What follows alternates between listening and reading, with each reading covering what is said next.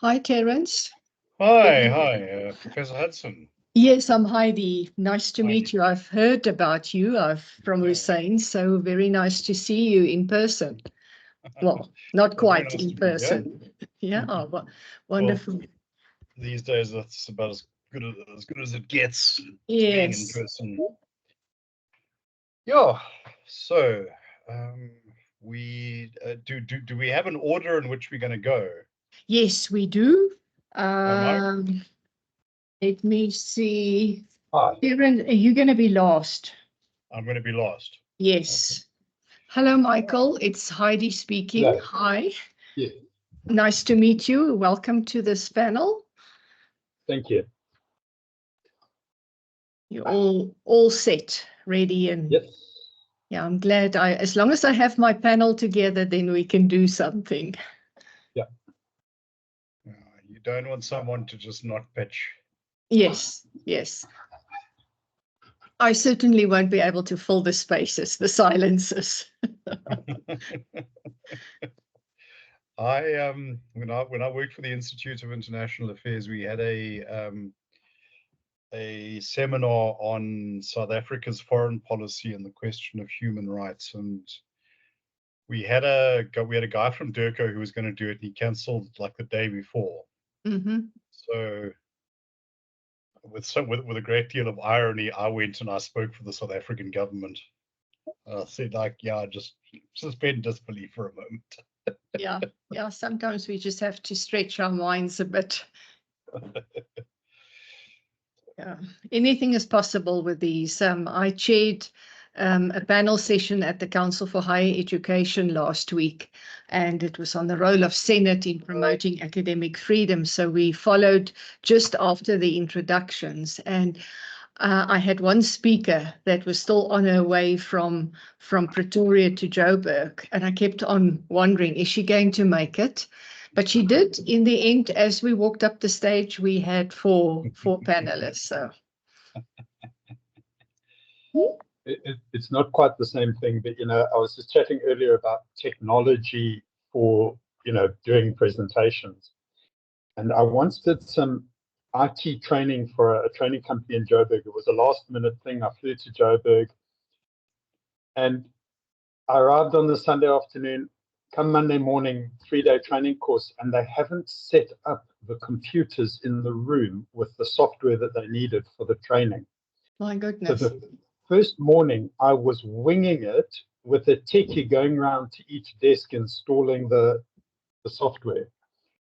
That was certainly one of my more challenging presentations. I can imagine. That's really taking everything away, and you have to build it up from scratch. Yeah, no, wouldn't wish that on my enemy. Do you have slides to share or nothing to share? I do. Oh, okay. You know what to do, Terence? Yeah, you just press the share and then, yeah. Okay, no, I'll work it out as I do it. You'll work it out, yes. Okay. Yeah, I'm asking because I'm one of those non-tech people. And I've been spoiled, I've always had somebody who can help me, and they shared it on my behalf. So you never learn how to do these things, but I think I know how to do it now. But yeah, that's good. Yeah, it's this thing of, I am a tech person, but your ability to troubleshoot technology when you're in a meeting or in front of people diminishes rapidly. I also sort of, when I've given talks, have sometimes referred to the fact of a thing called presenter's amnesia. You literally, when you're up in front, and I'm not afraid of public speaking or anything, but when you're there, you just can't have everything in mind. Absolutely. Yeah, I know. I sometimes prefer not to use slides.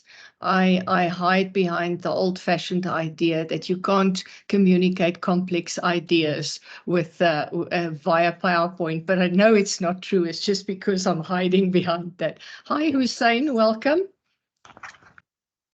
Hussein. Hussein, you muted? Sorry, I'm sitting here at the airport in PE, so forgive me. Thank you very much. Glad that you are here, even if it is going to be just for a little while. Yeah, speaking of airports, my worst was actually doing a presentation for IRR, and I was in Gauteng for that day, and I managed to leave my phone in an Uber. But all my flight was booked. I knew I could fly home successfully without my phone, but I was at OR Tambo trying to find an internet connection. It didn't work.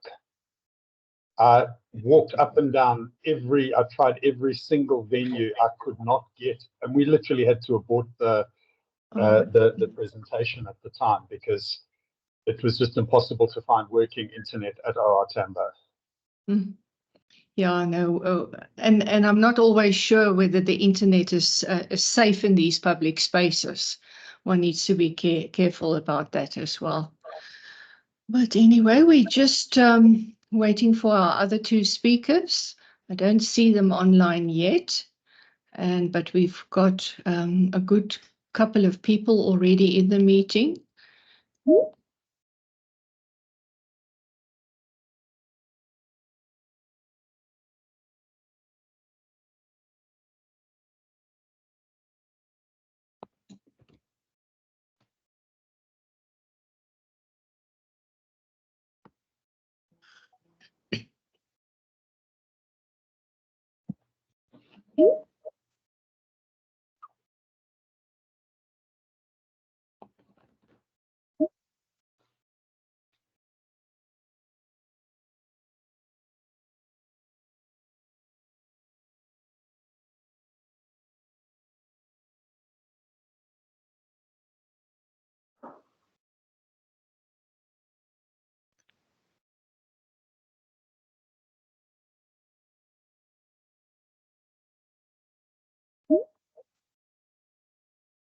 Oh, there you go.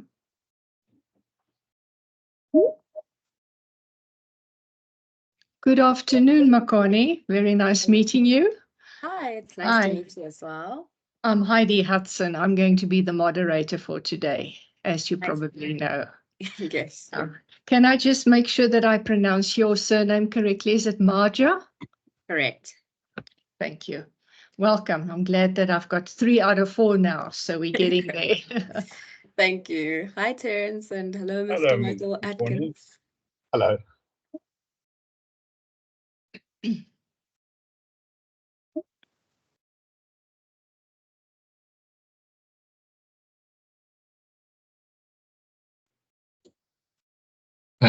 Hello, just a second.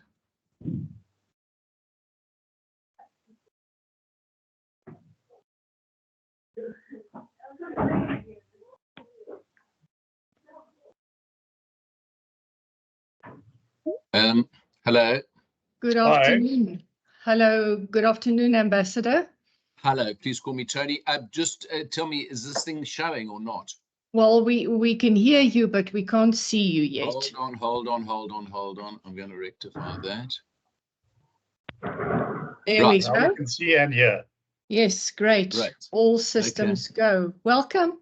I'm Heidi Hudson. As you probably know, I'm going to chair this panel, so I'm glad that you could join us, Tony. Heidi, just before we start, can I just find out each person discussant has 20 minutes, and then after the discussion of that person, there's then a question answer of that person? Well, what we were thinking of is we'll do all 4 presentations, 20 minutes each, and then we'll allow for 20 minutes at the end. So this is going to, just my poor mental arithmetic, this session is then going to end when? Well, we're probably going to, we set aside about 2 hours, but I think we're planning for 1 hour 45 maximum. Will that work for you? Yeah, I think a max outer limit, 1 hour 45 minutes. Yeah. I think it's probably going to be less than that if we work with 20 minutes questions, you know. Right. So that's 1 hour and 40 minutes to be precise. If I manage the time properly, that's how it's going to work out. Right. Okay. Right, I think we've still got a few minutes, so if you'll just bear with me. We've got a good couple of people there already, but we've got 1 or 2 minutes to go.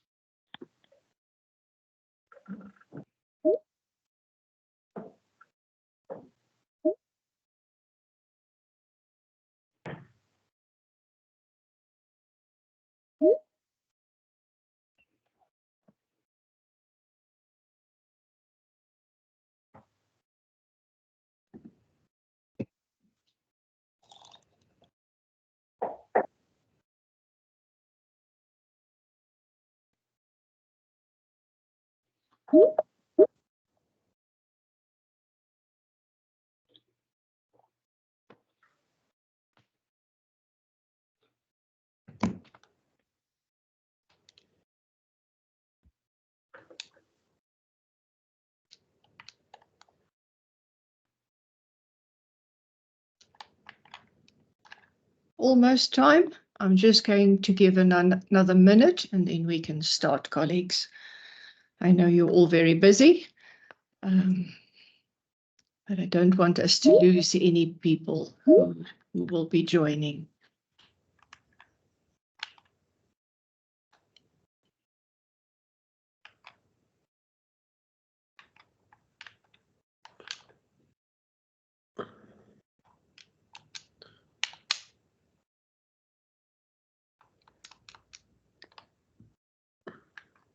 Right, I'm going to start now, and Portia, if you can just keep on admitting people who will be joining. Good afternoon, colleagues. My name is Heidi Hudson. Welcome to this webinar on elections 2024, South Africa's changing political landscape. I'm going to be the moderator. I'm from the Center for Gender and Africa Studies, and I stand in for Professor Hussein Solomon, and it was his brainchild, this whole event. He is unfortunately unable to join us.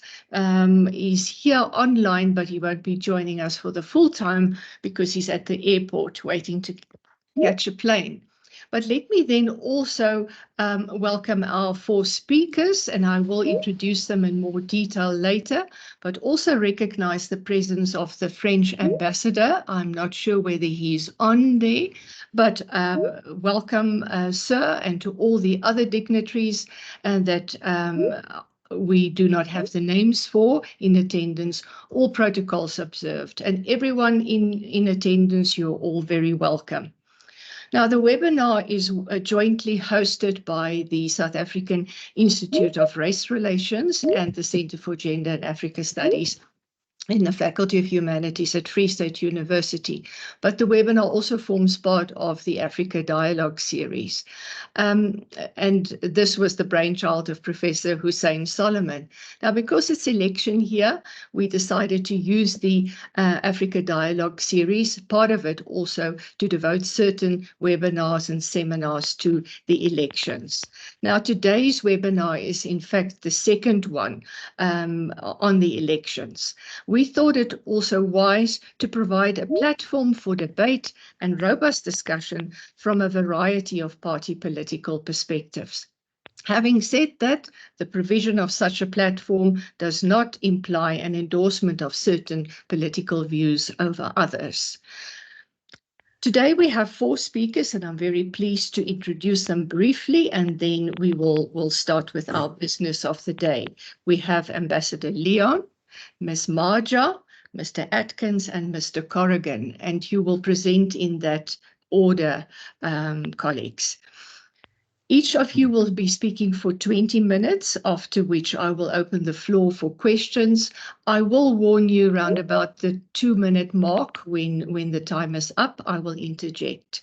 And then when we take questions, we'll take questions firstly using the hand, but also we will look at questions on the chat box. So also please note that the event is being recorded. Now, I think Ambassador Leon, it's your turn to start. So if the other colleagues, if you wish to switch your cameras off, you are welcome. That seems to work. Colleagues, can I please ask that everyone mute themselves? I'm here. Thank you. Our first speaker, Ambassador Tony Leon, is the founding leader of the Democratic Alliance and the longest-serving leader of the official opposition in Parliament since 1994. He served on appointment by the President of South Africa as ambassador to Argentina, Uruguay, and Paraguay. And he's the author of 5 books. The most recent is Future Tense, Reflections on My Troubled Land. Tony, thank you very much. You have the floor. Thank you very much, Professor Hudson, by extension, Professor Solomon, for this invitation, and to my fellow panelists. I just start on a personal note that my political papers after I left Parliament in 2009 are stored at Corpses at the University of the Free State in the Institute for National Contemporary History. So I feel it's appropriate that I am a participant under the banner of the University of Free State. So on the 2024 election, I would make 4 initial observations, and they're all based on the fact that this election, the 6th or 7th actually since 1994, is going to be noteworthy, whatever the final outcome, for a number of firsts. In other words, the first time since 1994, I think a number of occurrences can, with reasonable certainty, be predicted. The first of these is that for the first time since 1994, we don't know the outcome of who will form the government or in what percentages that government will be formed after the polls close on the 29th of May. And that's because of other reasons I'll get onto as well, which in their own way are quite novel as well in South Africa's 30-year rather bumpy journey towards or involved in democracy. Now, I think that's worth mentioning because in 1994, an election which I was very involved in, and then the subsequent elections in 1999 and 2004, when I led the DA, as you mentioned in your introduction, Heidi. In 1994, we kind of could predict with a fair degree of certainty that the ANC would be the overwhelming winner. But we didn't know what percentage the ANC would get. And indeed, if they ever got the percentage awarded, since there's a very rough and ready count without a voter's roll, as certain viewers might remember. But the point was that the percentages actually mattered very much then for the composition of what was the constitutionally mandated government of national unity. In other words, in that election, both nationally and provincially, any party which got more than 5% of the vote automatically qualified for seats in the cabinet, nationally and provincially. Now, of course, in this election, we've done away, way back in 1996, with the government of national unity as a mandatory requirement, but we might land up with a government of national unity because of the election outcome, not because of any prescriptions in our constitution. Now, the second aspect of this initial observation is this. The previous elections, literally between 1999 and 2019, have really been only about 2 things. One, how large would the ANC's winning margin be? And secondly, what would be the performance of the opposition parties, not so much in relation to the ANC, which was always going to win those polls, but in relation to each other. So who would emerge on the opposition side of the aisle as the top of the heap? So that question still remains in flux now, but you've got a big concentration, understandably, by investors, by pollsters, by people who follow politics in this country and outside this country on whether the ANC will actually get a bare majority or not. And we can interrogate that in a little more detail on the polls that are currently available. So that's the first observation. The second observation, which I think is fairly certain, nothing is absolutely certain, of course, with 100 days to go until the polls open here, is that it's very likely that the ANC will be outside of provincial power in the three largest provinces in the country, both demographically the largest and also economically the most significant. The ANC has been out of power in the Western Cape province, which is the third largest population-wise, since 2009. And whatever happens in this election, there seems to be no set of circumstances where the ANC will get back into power in the Western Cape. In KwaZulu-Natal, and that's going to be perhaps the most watched, the most volatile, and in some ways the most significant province in this election, we can also with high confidence predict the ANC will not clear 50%. In fact, on the later sets of polls, they're not clearing 30% in that province, and that's because of a big game changer I'll get onto in a moment. So let's assume, just for the sake of an assumption, that the ANC does manage to form the national government. I think its governance after the election is going to be significantly impacted by the fact that the ANC is going to be, after this election and going forward, ever more reliant on a more rural, on a poorer, on a less economically active set of voters than has been the case when that party was the dominant power in Gauteng and KwaZulu-Natal. I think the third aspect, which is, well, not novel, but I think it's going to show up now perhaps with more significance than ever before, is who, and more precisely how many people, will actually pitch up to vote on the 29th of May. You know, I looked, courtesy of the very excellent research done by Gareth van Onselen, who analyzes the statistics very closely and I think accurately, at the final registration numbers offered by the IEC. And, you know, in gross number terms, sounds quite impressive. 27,753,059 people actually registered to vote for this election.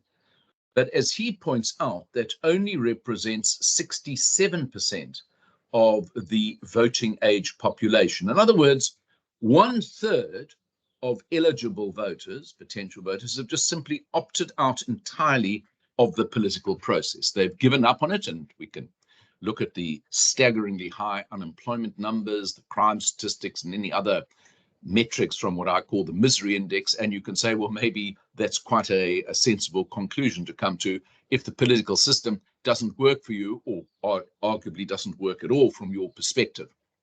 So you have 1/3 of voters not registering, potential voters. And then if the last election percentage poll, which I think was around 66%, is replicated, you'll have another 1/3 of the actual voters not voting. So what that could mean is that the winning party, in inverted commas, could actually land up representing maybe no more than 20% of the voting age population as a whole, which I think has its own set of implications for democratic governance going forward. The fourth, if you like, novel aspect of this election is you've actually got three versions of the ANC on the ballot. Now, you know, ever since I was in Parliament and after the dawn of democracy here, there was an enormous amount of chatter, the cottage industry developed around, is the ANC going to split? In other words, will the, and this was the governing assumption of that thesis, will the socialist workerist wing of the ANC hive off the communists on one side and the sort of democratic capitalist constitutionalist stay where they are in the sort of ANC rump. Well, of course, politics, I can attest to this from my many years in the political arena, never works in straight lines. So you've got a split in the ANC, which already happened, whatever the predictions were, and it's gone in 3 different directions, but they don't follow the radical economic transformation wing on the one hand and the democratic capitalist wing on the other. There's a sort of mixture of all elements inside 3 different organizations, but each of which is competing against the other. So you've got what I would term ANC classic, that's Ramaphosa's ANC, to give it a label.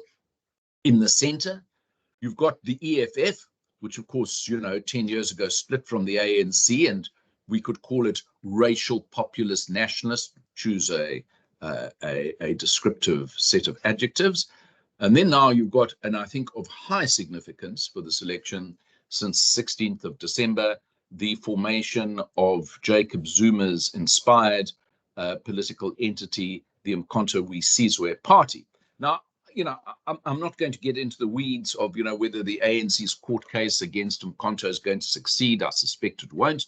I'm not going to comment on the ineligibility of Zuma himself to assume a seat in parliament, since he served a term, very briefly, admittedly, in jail, but he did. So he's technically disqualified. What I'm going to say is that simply looking at the limited polling data that is available about MK and looking at their 3 recent by-election performances, 2 in KwaZulu-Natal, 1 in Mpumalanga, that party is going to absolutely eat the ANC's lunch in KwaZulu-Natal. And of course, since KwaZulu-Natal itself represents 21% of the total voters' roll in South Africa, and round about the same proportion, maybe more, of the ANC's total vote, that is going to have huge consequences. So, okay, those are the 4 what Donald Rumsfeld once called known unknowns. Now, so we don't know where all those things are going to land up in terms of the final vote count and the final government composition. But if I was to signal or identify the trend line, I would think those are 4 significant signposts. Now, the background, of course, in this poll is a very much more known depressing picture. We have unemployment at over 40% of the voting age or working age population. It's kind of the same thing, since you have to be over 18 to vote and over 18 to get a job. And it's very, very significant in across the provincial boundaries, highest incidentally in Eastern Cape, and lowest, needless to say, since they much trumpet this fact, in the Western Cape. But even there, the lowest percentage of unemployment in this country, which is the Western Cape, is still a staggeringly high 26% of working age folk, which actually would make it on its own, although it's the best figure in South Africa, one of the highest unemployment percentages in the entire world. And of course, the highest, Eastern Cape, 47%, is off the charts. The second thing, and this significantly relates to the 15th of February budget presented by Enoch Godongwana and the figures that were released by the Statistician General yesterday, that South Africa only had 0.6% growth in 2023 and 0.1% in Q4 of 2023, is that we have simply, in the words of the head of First Rand Bank, run out of money. Or if you like, as Mrs. Thatcher used to say, the socialists run out of other people's money to spend.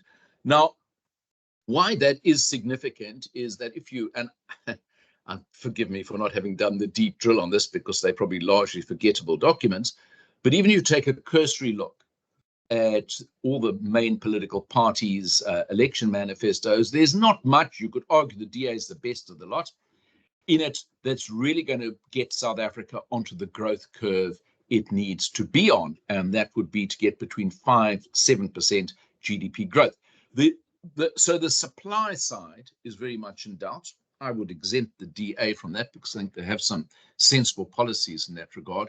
But the demand side is huge for all the parties. So they almost outbid each other on how many jobs are going to be created if their policies or their parties get elected. Well, I would take that, under advisement, as the Americans say. The number of voters, I mentioned impressive 27 million, or not as you regard this, has to be weighed against the fact of the declining and extremely fragile tax base in this country. I was very struck the other day when I read a report which said that only 1.4% of South African taxpayers, that's just 862,000 people, pay 59% of all the personal income tax in this country, and just 770 companies or corporate entities pay 66% of all corporate taxes.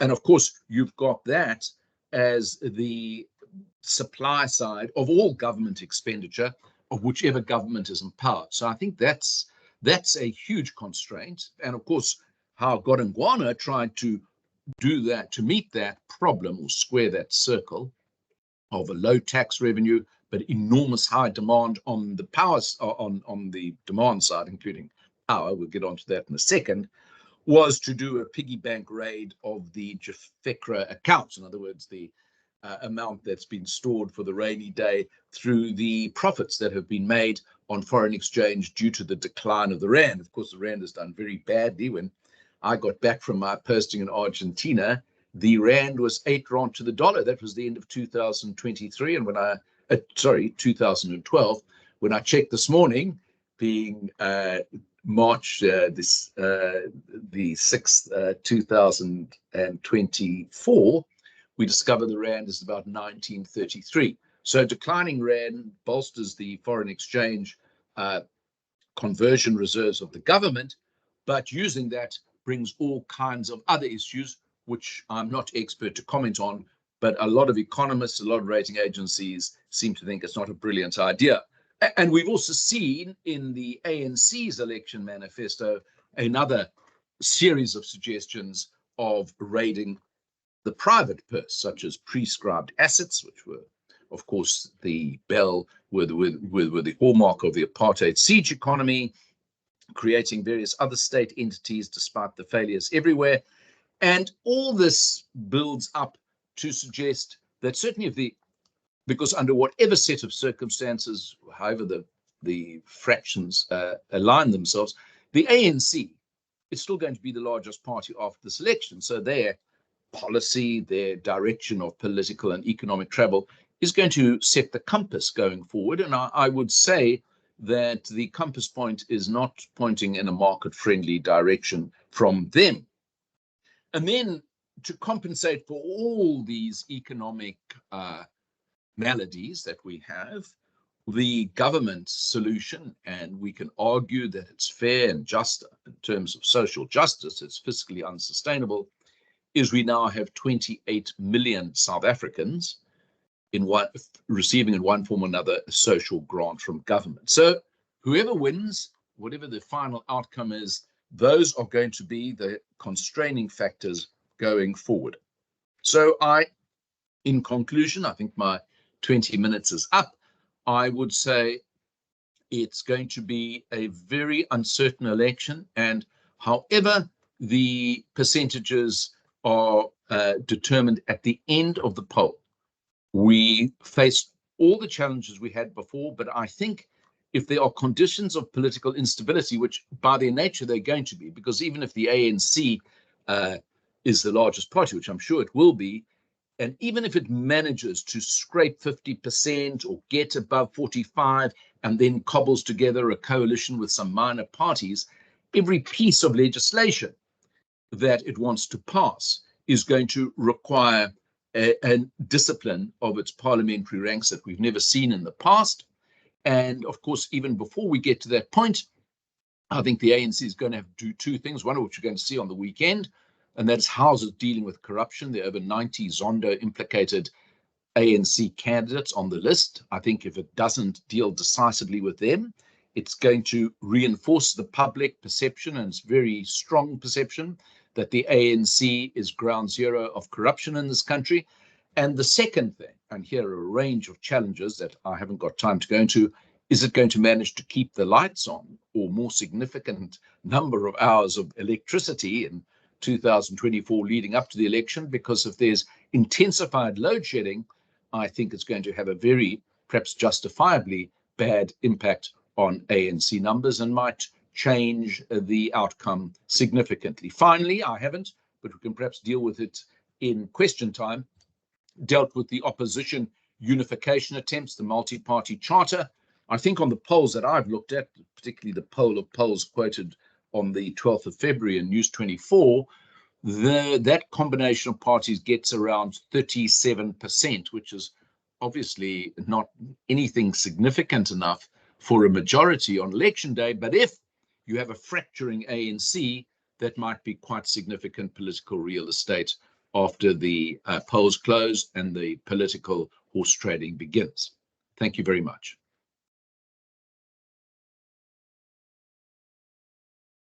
Thank you very much, Ambassador Leon. I think it's always difficult to cover this vast terrain in such a short period of time, but we have question time to pick up some of the points that you didn't have time for. So thank you very much.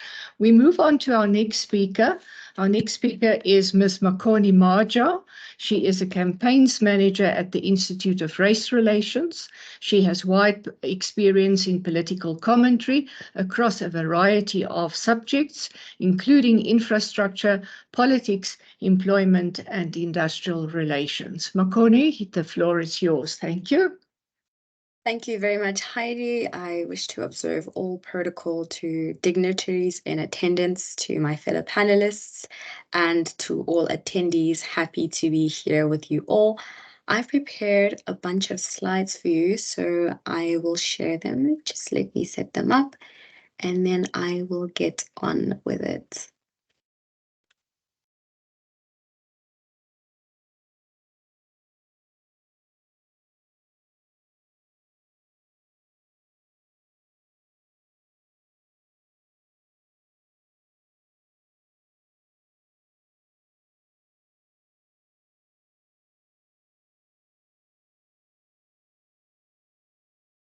Okay, just let me know if you can all see my slides. I can certainly see them. Thank you very much. Wonderful. I'll just disable the subtitles.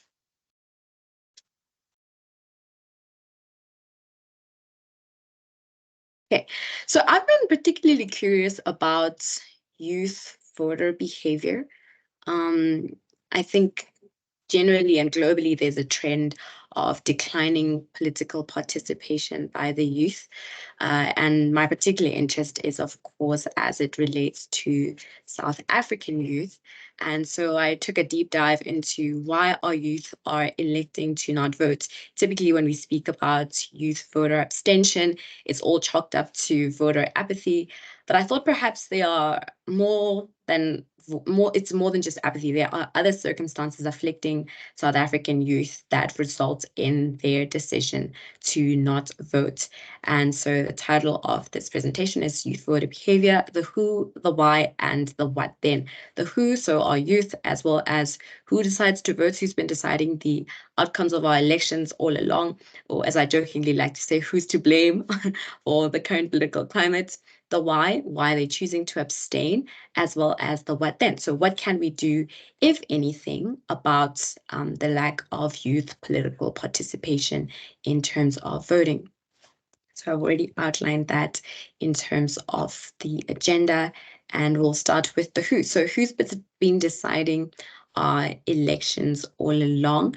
And first we'll be looking at voter turnout between 1994 and the latest 2021 local government election. This is data from the presidency as well as Stats SA and the IEC. So here we'll be looking at actual voter turnout, whereas the rest of the presentation will be primarily focused on voter sentiment. So we'll be using and relying mostly on polling data. Okay, so here we'll start with our 1994 data. And of course, we know that a lot of our election outcomes as it relates to 1994 cannot be taken too strictly because of the absence of a voter roll. But I think what you will see is that there's been a decline across all categories, looking at votes as a proportion of total eligible voters, proportion of those eligible voters who chose not to vote, and then the proportion of registered voters who actually did show up to the polls. So there you have it. In 1994, the estimate there is about 86% of people who were eligible to vote voted.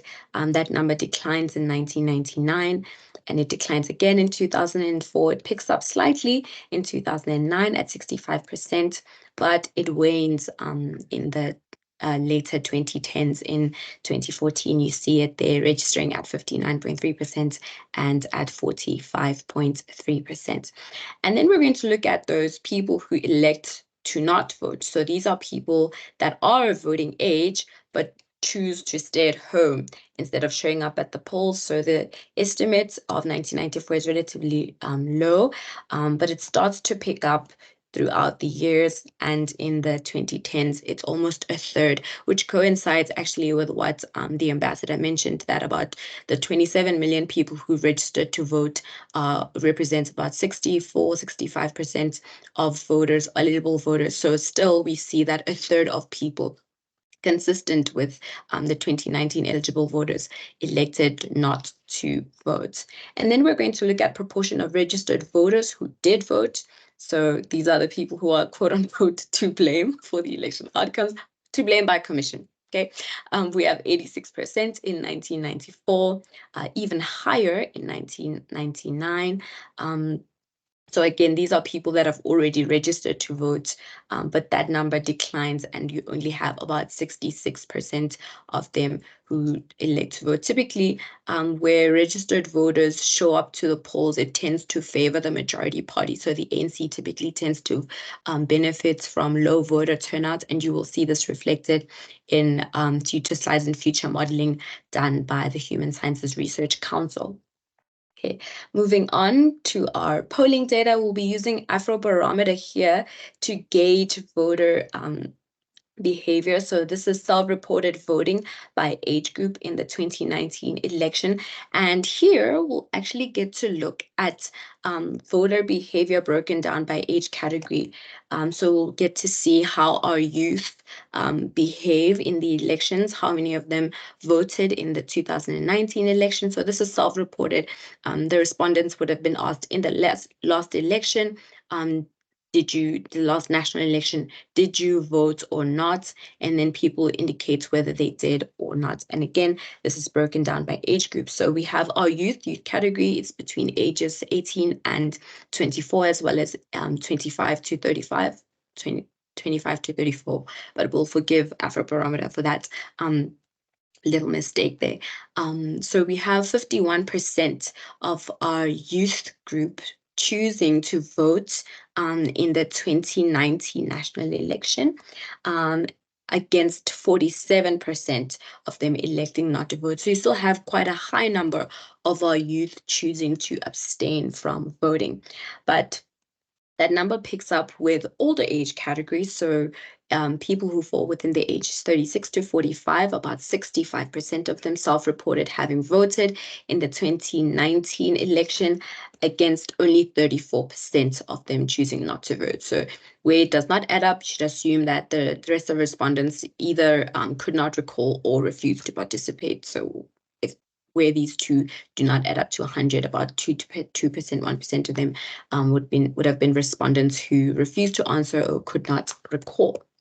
And again, the 56 years and older categories, about 77% of them elect to vote, and even less of them elect not to vote. So again, you see here a motif that will be carried throughout this presentation, which is that our youth are less likely to vote. And some data has actually indicated that this is because youth do not identify with current political options available to them. But we'll get to that when we discuss reasons for abstentions. And we will also be profiling the sort of person who chooses not to vote. For now, you can see, I think, that there will be a prevailing theme that typically people who abstain tend to be younger. Okay. Moving on.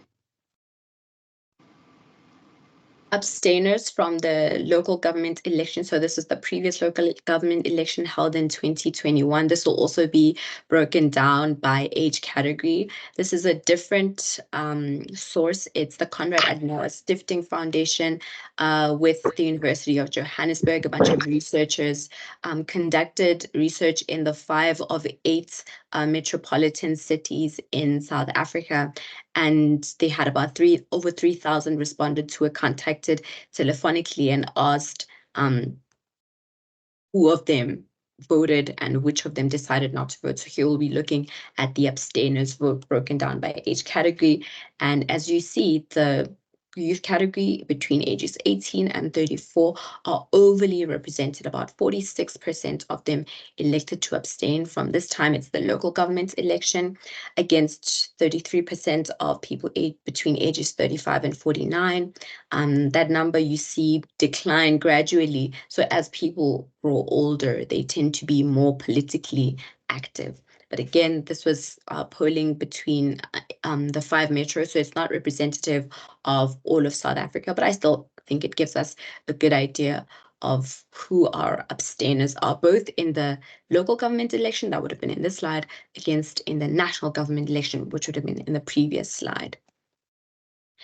So I found this piece of data to be very interesting. And this graph, you'll notice, pairs nicely with the next graph, right? So here we're trying to understand, would election outcomes change if all eligible voting adults voted against only registered adults?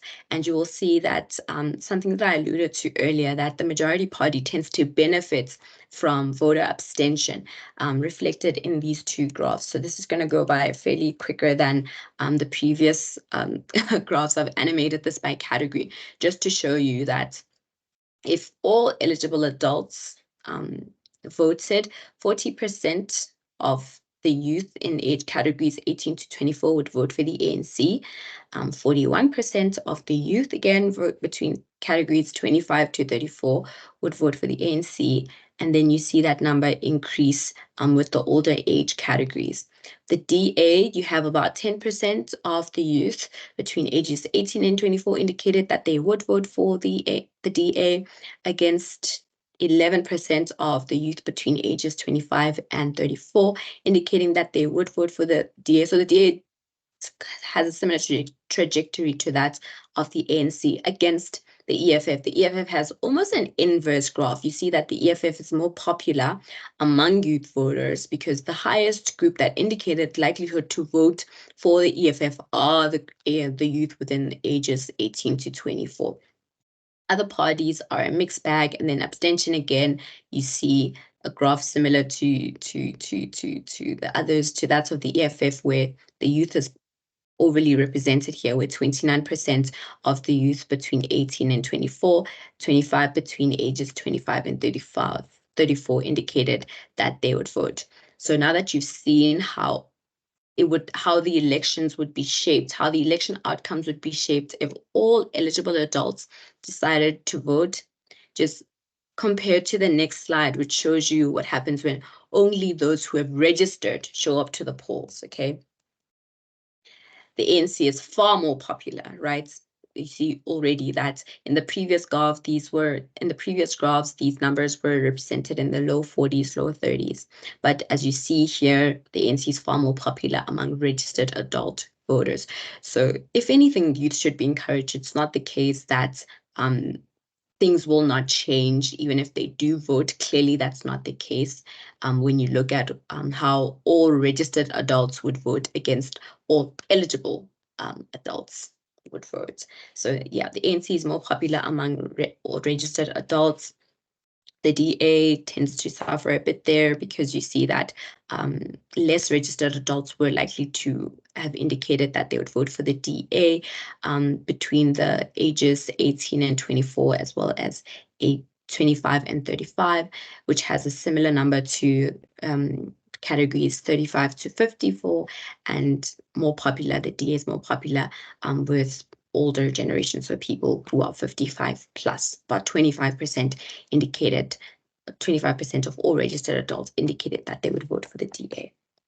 And again, the EFF enjoys a lot of support from our youth voters. So it has about 17% of youth between ages 18 to 24 and 12% of youth between ages 25 and 34 indicate that they would vote for the EFF. And it seems that the older people get, the less likely they are to vote for the EFF.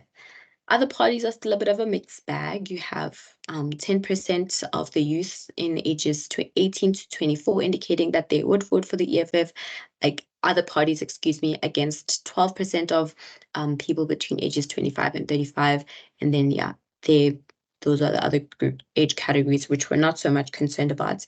And then again, abstention still ranks quite high, higher at least amongst our younger age categories than among our older age categories. So again, we do clearly have an abstention problem among the youth. Let's get to the reasons for abstention.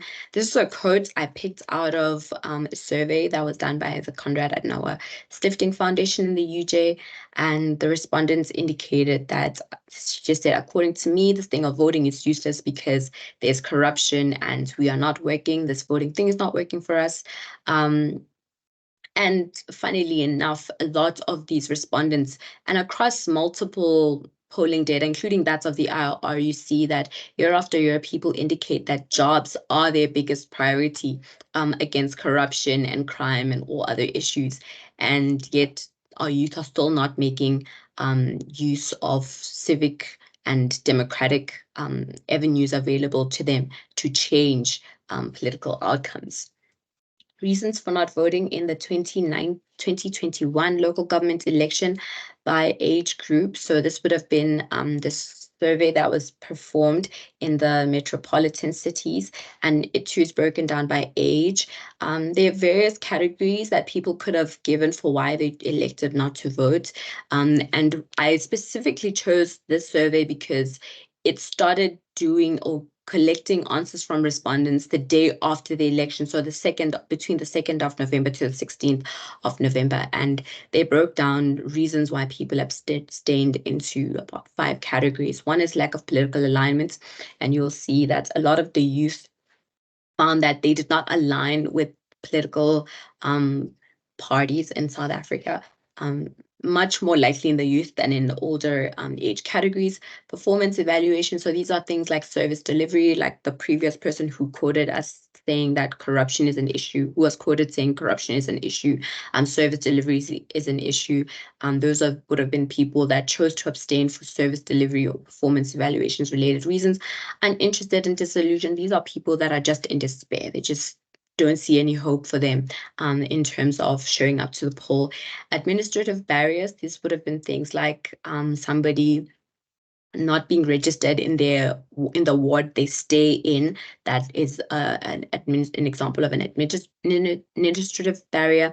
And then individual barriers, those would have been somebody who did not have an ID, for example, going into the elections. And you will see that individual barriers for the youth category, so between ages 18 to 34, represented about 33% of why people elected not to vote. Far less in administrative barriers, far less in uninterested and disillusioned as a barrier. Performance evaluations also played a smaller role, and lack of political alignment was also represented as why people chose not to vote. So 5% of the youth found that they lack political alignment with current parties presented to them. Okay, and then the older age categories we're not so much concerned about, and we have time constraints, so I'll be rushing. But as you see, our youth, which are people between ages 18 to 34, majority of them indicated that they had individual barriers stopping them from participating in the elections. For this, I'll also say that questions about whether or not the youth, and validly, whether or not the youth value democratic and civic and political participation avenues available to them are warranted here, because those individual barriers, for the most part, the youth would indicate, for example, that they were too busy on the day of the elections to go out and vote. So questions about how much the youth actually value democracy should arise there, and I'd argue justifiedly. On to the next slide. Unfulfilled expectations. So these are people that are not happy with political outcomes, and whether they choose to vote for another party, not vote at all, give the same party another chance, or wait for an explanation and decide afterwards. Okay, so the youth said about 15% of them would vote for another party. More of them said they would choose to not vote at all, so just under 30%. 35% of them would give that party another chance, so the same party that let them down, they are willing to give another chance. Wait for an explanation and decide, not so much, and then far less in terms of other reasons for electoral responses to unfulfilled expectations. Okay, and then those other age categories that, again, we're not so much concerned about. Yes. You have 2 minutes left. Okay, thank you. I am going to move on to the next slide. So other socioeconomic factors influencing youth voter behavior. I was particularly interested in youth because youth indicated that they want jobs, but they also tend to not be politically active. So is it an education issue? I would argue yes, because as you see, our youth are most likely to be the most employed generation, and yet the most politically inactive, but also the most unemployed. So the most educated youth is also the most unemployed. As you see there, about 28% of our youth received post-secondary education. 66% of them receive secondary education, and that's far more than any of the other age categories. So again, most educated, but also most unemployed. Political engagement matters because it tells us, I mean, I believe that your exposure to news determine your likelihood to participate in elections and in democratic processes available to you.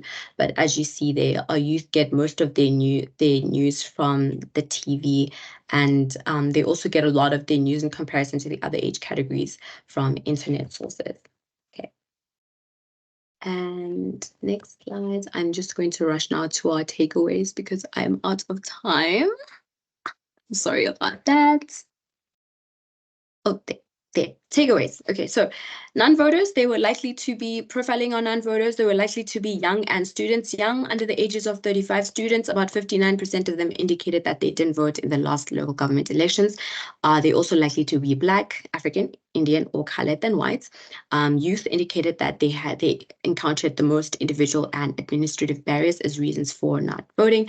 The youth, again, likely to be educated but unlikely to be employed, but still do not show political participation, making means of civic avenues available to them to actually change political landscape. Does the youth vote value democracy? I'll leave that to you to decide. Political participation and delayed gratification. So it was showed that we know already actually that since Facebook launched in 2004, we have our first Facebook generation eligible voters in South Africa. So generation that were born the same year that Facebook was launched are first time eligible voters. And we've pretty much raised a generation of people that do not appreciate delayed gratification. And I think that certainly affects their attitudes towards political processes and democratic processes. Thank you. I am done. Yeah, thank you very much, Makone. we can pick up those issues in the question time. I think those key takeaways are extremely important, and we certainly need to talk a little bit more in detail about those. So thanks, and also for providing wonderful statistical data to work with. Right, so our next speaker is Michael Atkins, a former party candidate and party agent. He's most known for his work as an independent observer and pollster in all South African elections since 1999. Michael, I suppose you're going to give us the longitudinal and comparative perspective, but thank you. The floor is yours. Thank you. I'm drawn to elections in part because I'm an unusual person in that I have an affinity for numbers. I enjoy numbers, I enjoy the patterns, I look for discrepancies. And I have been around the election process in various capacities since the 99 elections. I'd like to talk about two particular sort of passions of mine flowing out of this interest. The first will be a very quick overview of the process of electoral reform in South Africa and our involvement, inclusion of independent candidates. But then onto the main topic is my focus on electoral integrity and the accuracy of election results. Now, perhaps not many people know that the pure proportional representation system that was used in 1994 and then formalized in 1999 was always intended as a provisional and interim system. That, like we have local government, which gets closer, at least in principle, to the electorate while retaining proportionality, that was always the intention. Most of us will probably be aware of the Van Zyl-Slabbert report, as it's known, of 2003, that effectively recommended what's called a multi-member proportional representation system, so constituencies of regions. This was backed up, of course, no action took place. This was backed up by the high-level review on many topics carried out by Kgalema Motlanthe, which re-echoed those recommendations, which again were not acted upon. Then, of course, we had the New Nation case that reached its finalization in 2020 in the Constitutional Court, that ruled that it's unconstitutional for independent candidates to not be allowed to contest national and provincial elections. I have some reservations about the reasoning of that judgment, but be that as it may, it's here. That forced us to have a new electoral system. Following on from that judgment, essentially, the Minister of Home Affairs sat and did nothing for 8 months. The Parliamentary Committee was well aware in August 2020 that they needed to get an absolute move on with creating new legislation. And then after 8 months, in February 21, the minister suddenly announced the Ministerial Advisory Committee of some sort of a mixed group of experts. They did their work pretty well. They proposed not a multi-member constituency, but they proposed fundamentally a single-member constituency system coupled with PR, largely mirroring the local government elections. But then there was the alternate report in that alternate recommendation, which was essentially putting independent candidates into our existing system. It became referred to as the minimalist system. And I don't have time to dissect that. Albeit that it was presented by some preeminent electoral experts, it was a truly awful, truly non-rational system, which has now made its way into our law for this election. And if anyone wishes to engage me at length outside of this, I can easily show you. It was shown that it took Parliament over a year to pass the Electoral Amendment Act, more than 30 portfolio committee meetings, 8 NCOP select committee meetings, 3 periods of public consultation, as the contradictions were ironed out. Well, they couldn't all be ironed out. I was involved in the Constitutional Court case, the ICA case, that we lost the case that independent candidates for the National Assembly require nearly twice as many votes effectively as parties. There are nuances. And I would argue that the court gave a wrong ruling. Obviously, I'm biased in that. And that they were poorly advised in that matter. And I'm willing to say publicly they were poorly advised by the IEC in this instance. That is the system we have. There are contradictions, and there are many faults with that system, but that is what we have.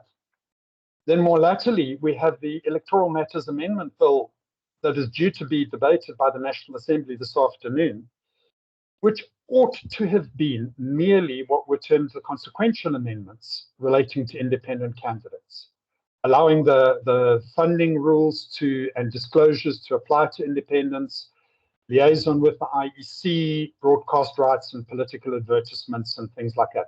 All unobjectionable, simple consequences of including independent candidates. In the bill presented to the National Assembly in December last year, albeit that the Parliament has known for 2 years that this would be required, a bill was approved by Cabinet in December, presented with nobody taking any notice during December. 2 major additional changes to the Party Funding Act were included. One, changing the allocation formula of funds to political parties in a manner that strips the smallest 10 parties on current allocations of 50% of their funding. Also understanding that 2 additional allocations have been voted apart from the normal annual, amounting to over 500 million rand additional funding for parties. This formula increased the ANC's allocation by more than 20% and stripped more than 50% of the funds for smaller parties. There is also major change to what will the disclosure limits be. There are multiple contradictions, and I will assert publicly, and I can defend the assertion that the bill, as it is going to the National Assembly today, is unconstitutional. It contains contradictions. People aren't even aware that inadvertently they overwrote the existing limits. So this bill will be passed. If it is signed into law, there will be no limit in place for donations. There will be no disclosure in place. And the minister's legal counsel said, oh, well, that's no problem. Parliament can just vote on it the day after, and there's no issue. There's also contradictions in the text. The same provision is mentioned in 2 different places in the amendments, and the wording is different for the same power given to the president. So it is a truly awful set of amendments. It is being rushed through. A lot of parliamentary procedures are being trampled on in the process. And this is still to be resolved. I maintain that the president prematurely proclaimed the election date with this bill not yet in force.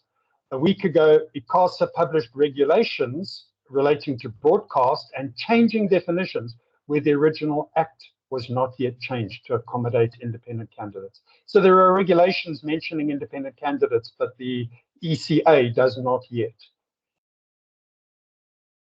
What my takeaway from this process is we have seen a complete disrespect or even disdain for meaningful electoral reform through these last 3 years. And many procedural niceties have simply not been observed. So I speak negatively, it is disappointing. There was an electoral reform consultation panel that was supposed to have been convened in August. It is still not convened. They opened up fresh nominations. It is now 47 days since those closed. The minister and the IEC have not consulted and have not presented Parliament with a set of names. As I say, the disrespect is palpable. Anyway, off that platform of mine, and the other area close to my heart is the integrity of elections and the accuracy of results. We have seen around the world that the focus on elections and the term election rigging is being bandied about in countries where we would not expect this to happen. We all know, for example, that in Zimbabwe, elections have been rigged for the last 20 years. there's so much evidence of that, it's hardly worth saying. But it is not something that has been spoken of much in South Africa. Everyone seems to assume that we're fine, there's no problem. It's just something that works. Well, I will examine some of those assumptions shortly. But there are two things that I'm seeing in the build-up to this election. The first is I would call reasonable concerns being raised calmly by people about the integrity of the elections. This is being discussed, there are concerns. And then secondly, there is what I would call muttering. You see in the movies on the intelligence communities to do with terrorism, you hear the word chatter. There is muttering and chatter about rigging of elections. Quite notably, Mr. Magashule was interviewed with his new political involvement, and he said, "We will make sure that there is no rigging of elections this time round." Of course, he was asked, "Oh, does that mean that the ANC has rigged elections in the before?" He backtracked and said, no, but there is quite a lot of chatter. It happened when the PAC visited Mr. Zuma. There was mention about, we'll make sure that elections are not rigged. Interestingly, the EFF have been talking quite strongly about the importance of making sure that elections are not rigged and the work of party agents, and there's quite a lot of this going on.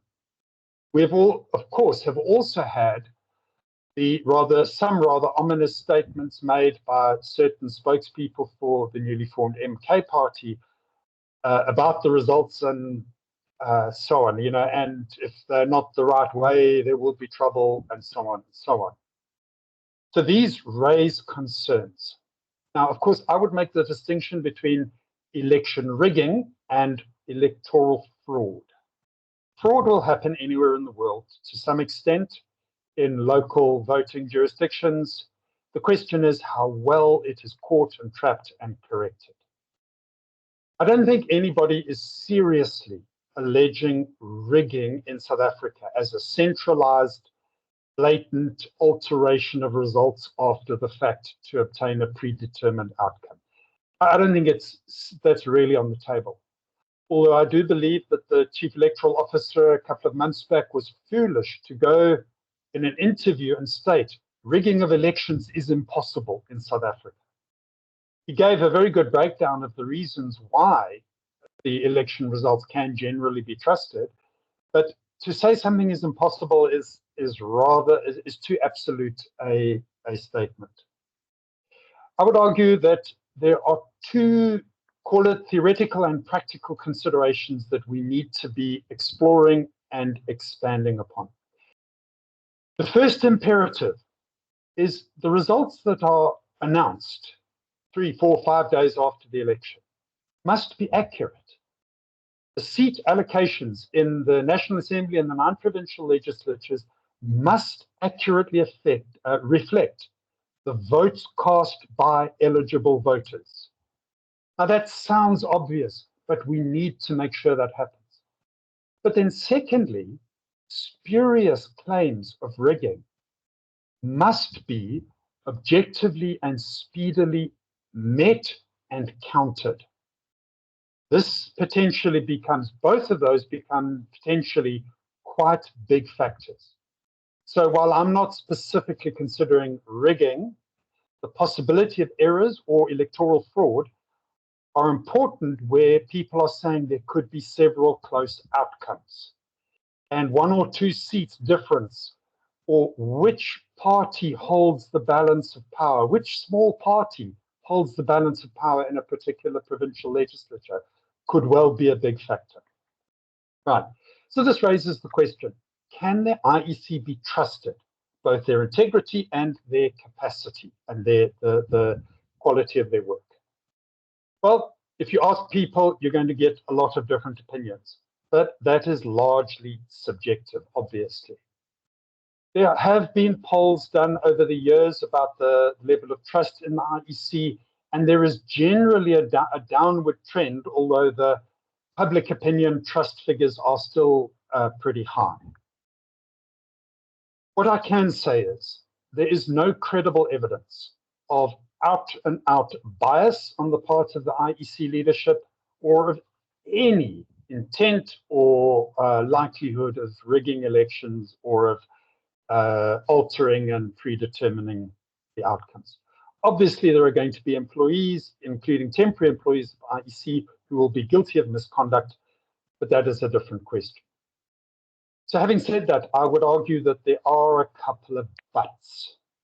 So my first but, an observation of the IEC, is they have a culture of self-congratulation. Present and past leaders of the IEC have a very strong tendency to say how utterly wonderful the IEC is.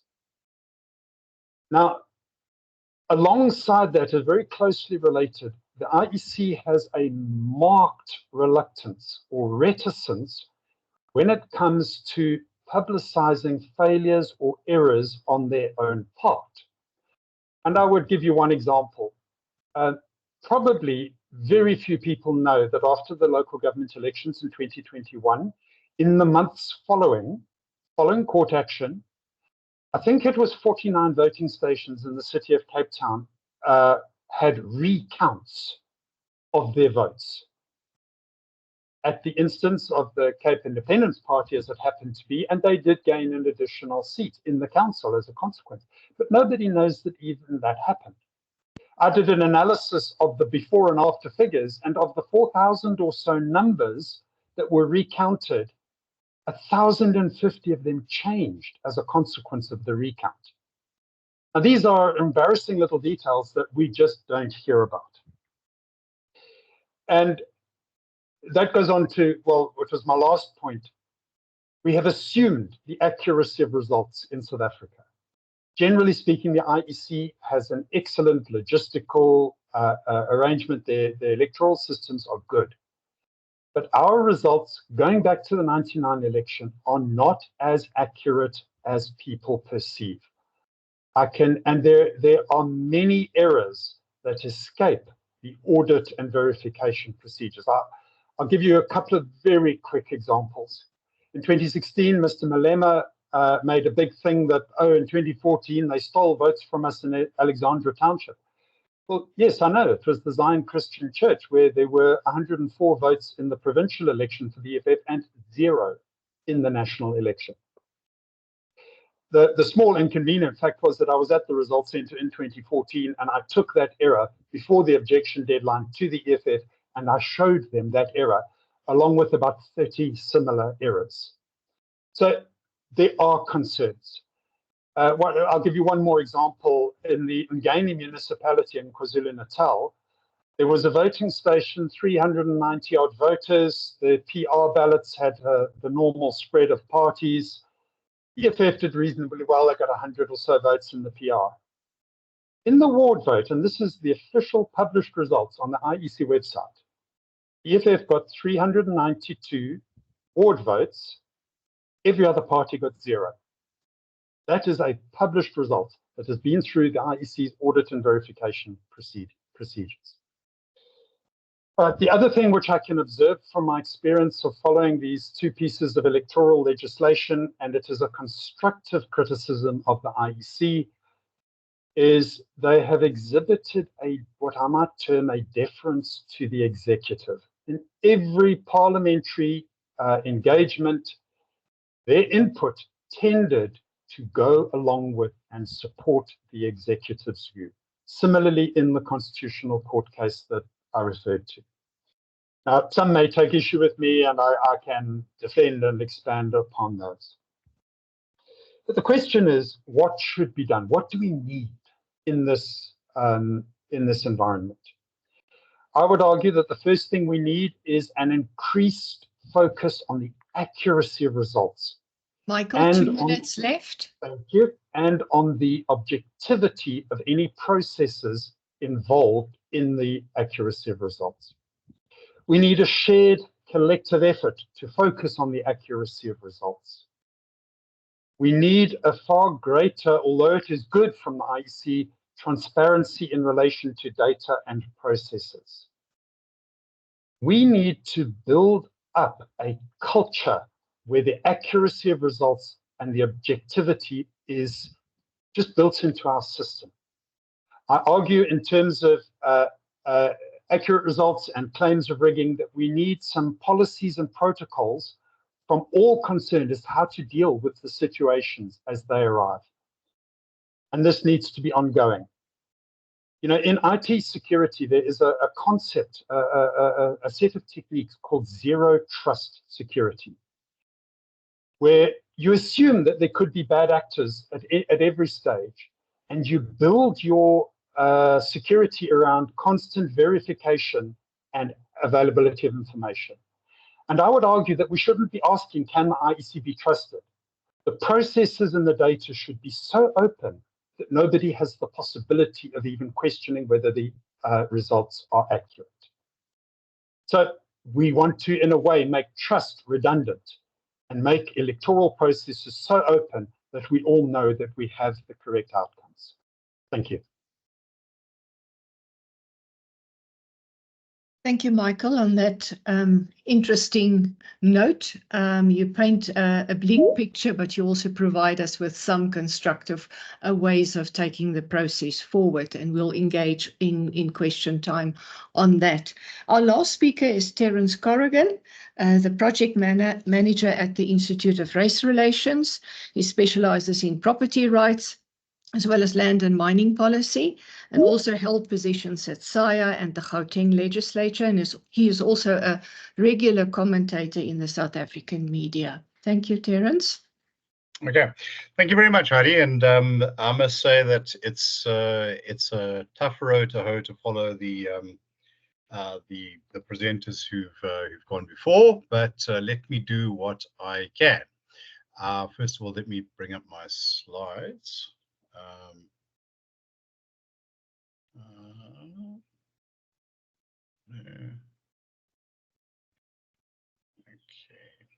All right. Can we see the slides? We can, but maybe you can just enlarge them. Full screen. Full screen. Oh, on the. So that we don't have all the other things. Oh, right. Okay. Get it. Let me do that.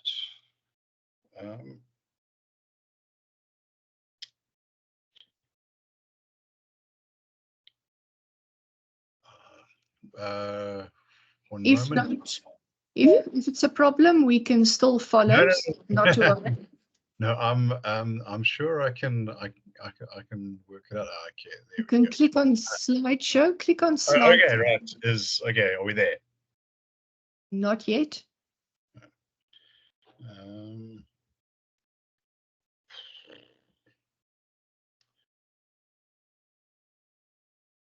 Try slideshow.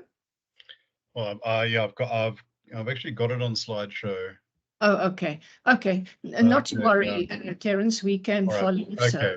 All right. Let's okay. Look, what I've done is I've entitled my presentation "Election 2024: An Earthquake, a Tremor, or Just Democratic Tectonics." My foremost skill is as a writer, and I like words. So, is this really going to be as decisive as much of the commentary has made it? I've pulled this off while I was preparing the slideshow. Electoral policies, massive shakeup. I like this choice of words, massive shakeup for South Africa. ANC below 40%, DA at risk. And that's that's a tall order. Okay, what you see in front of you, can everyone basically make out the image? I'm going to take that as a yes. Okay, what you see there is not a pothole in Johannesburg, although there are things that look like this. But South African politics has been dominated from time to time, and I would say, well, semi-enduring, as I put it there, by two paradigms. One of which is the dominant party, the other is the divided society. I suppose I must say at this point that I am old enough to remember the transition personally. And there were commentators, Professor Herman Hillemy being one, that who warned that South Africa was embarking on something that does not have a great track record. How do you reconcile a democratic society with a society in which there are very sharp ascriptive differences, where ties of, let's say, culture or blood, or where there are particularly hardline political divisions, and these are thrown open for electoral competition, and one group, one tendency may find itself permanently consigned to the opposition. In South Africa, this is paired, of course, with the idea of a dominant party, that we can have our votes generally free and fair, but at the end of the day, as Ambassador Leon described, I think very trenchantly, for most of South Africa's post-apartheid history, the broad contours of the outline have not been in doubt. Will this still hold true? Now, I went through some of the published polling. I understand that there is a new poll coming out sometime this week. But what I've done here is to give some ranges of the parties that tend to attract the greatest attention. The ANC still at pole position, 39 to 47. Interestingly, that all of that suggests below 50%. Now, I do hasten to add that this may be this may be counteracted by people not voting and changes. This is not a prediction, but sort of state of play. The DA between 18 and 31%. So depending on what one wants to take as an accurate outcome, the DA is either kind of stagnant, maybe even lost a bit, or it's punched up through something of a glass ceiling to close to a third. The EFF, very similar trajectory to the DA, between 9 and 19%. Is it going to slump somewhat and bang its head on that glass ceiling, or are we talking about a 1 in 5? The IFP also 4 to 9, and I have some sympathy with the difficulties here. I do remember 1994. Many people much smarter and more knowledgeable than I talking about the IFP, maybe making 1 or 2%. I came out with 10%, and I think a lot of that simply has to do with the fact that it's a very rural constituency, very concentrated, which makes it difficult to poll. Action SA, interesting, having not contested a national election, between 3 and 4%. That wouldn't be a bad outcome. New and insurgent parties in South Africa don't have an amazing record, and the Freedom Front Plus sitting on 1 to 2, which has kind of been where its comfort zone seems to be. Although I imagine that its leadership would be somewhat disappointed if it doesn't exceed that. Okay, so those are, let's say, the sort of tried and tested, the big names. What happens now? Well, I think what intrigues me about the current election, or one of them, is that in previous elections there's been the sort of 1 or 2 new additions that has been able to shake up some excitement. I'm thinking about the UDM in 1999, possibly Louis Late's Federal Alliance. I'm thinking of Mampele Rampele Zagang.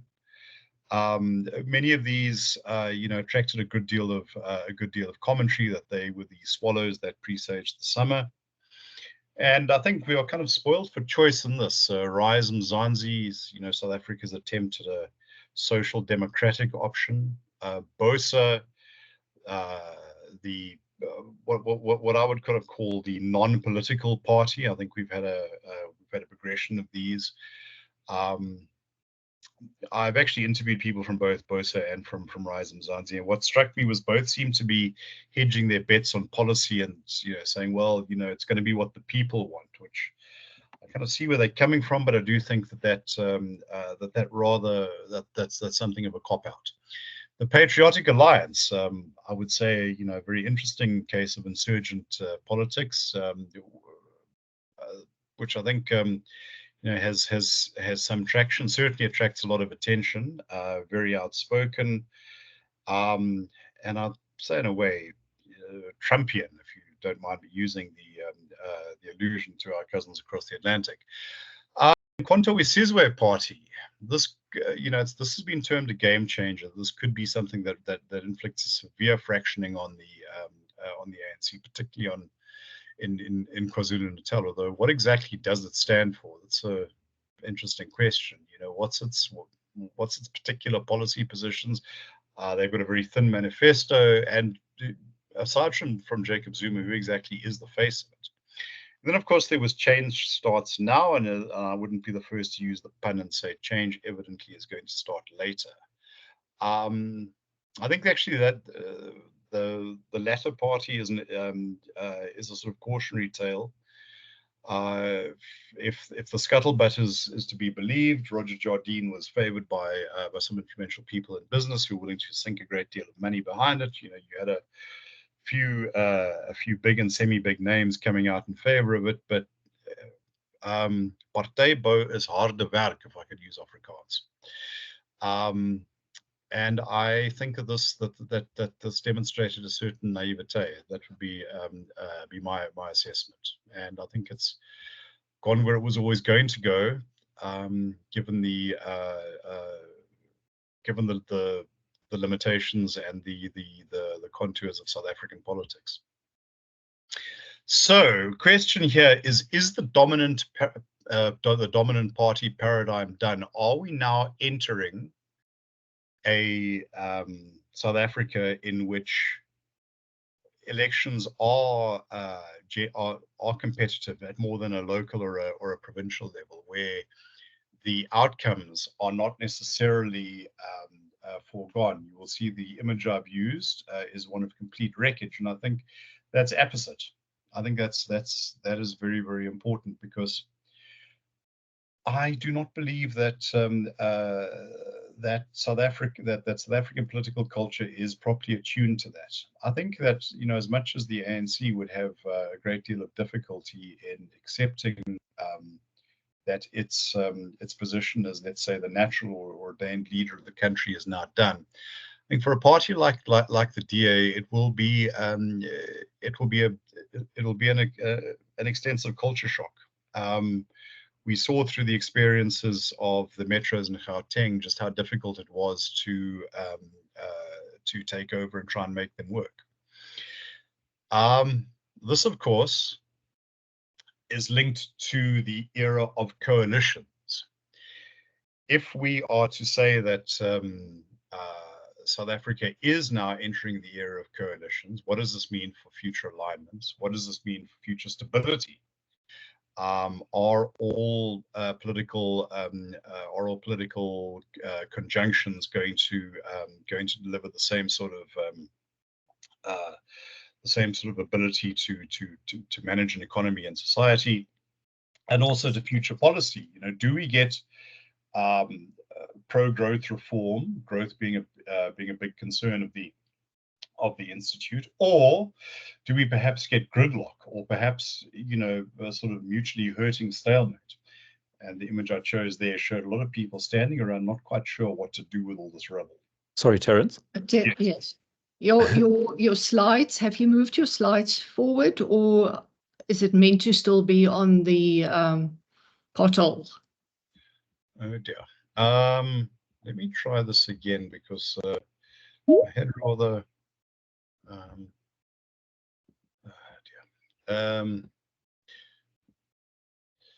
right. I had been moving them forward. Can you see this? No, your slides have gone. So they weren't showing on our side as that they're moving on. Okay, let me my profound apologies for this. Let me try and pull it up again and see what is possible. Okay, can you see this now? Yes. Are Is we that- entering the era of coalitions? Yes, that's the right Okay, word. okay. Sorry, my computer is also old. I'm not sure that it speaks properly with all the programs. All right, but are we using the era of coalitions now? As I say, I've used an image of people standing around, not quite sure what to do, and I think that might be an apposite image. Can you see the graph? Yes, we can. Thank you. Okay. What we've done in previous work is to try and plot this status quo versus disruption. In other words, are we sticking with what we have, or are we moving to something new? It's not necessarily saying what that newness may be, versus stability versus volatility. Now, I think sometimes we attribute positive connotations to stability, but I want to say that you can get a particularly fetid kind of stability, one where you simply are stuck with problems. I would say, for instance, region of the world like the Middle East is often an exemplar of fetid stability. So how does this play itself out? Well, ANC gets 50 plus, so it forms the government by itself. I think we're pretty much stuck with the status quo and with a very dysfunctional stability.